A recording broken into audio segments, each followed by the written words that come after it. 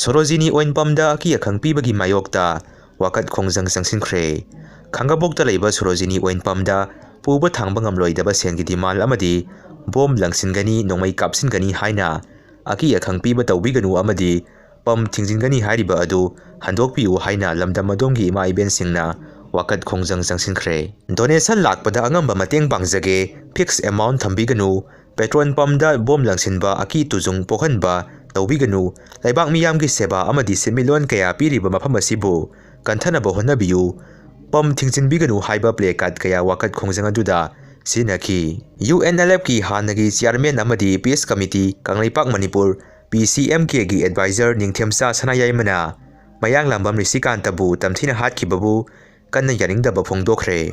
Zuko Valley gi Mai Muthatpa Ngamdri Haukhiba Numit Kharani gi Mamangda Nagaland gi Kohima District ki Manung Chanba Zuko Valley gi Saruktagi Sakpa Horakhiba Lamaina Leptana Sanduroktuna Manipur gi Senapati District ki Manung Channa Lairiba Mount Iso amasung Zuko Valley gi Sarukta Lansilakhiba Mai Haujiksu Muthatpa Ngamdri Jiribam dagi sahi phadriba angang yauna mioi ahum angang singi mama ani yauna nupi ahum phaduna pukhraga hatokhiba case ki NIA Chargesheet Thagatlakle kabui amadi thangjing laifamlen maitai khaktagi nate yalhau phurup khudimaki haurakphamni kabui Union Manipur Mars ki tang 38 phawbada IDP lising nifu hena resettlement tauna balengak na pandam thamli Chief Secretary Sahi asigi February ahanba Zayonda Manipurda BJP ki popular government amuk hana thamnaba center na thorang tawri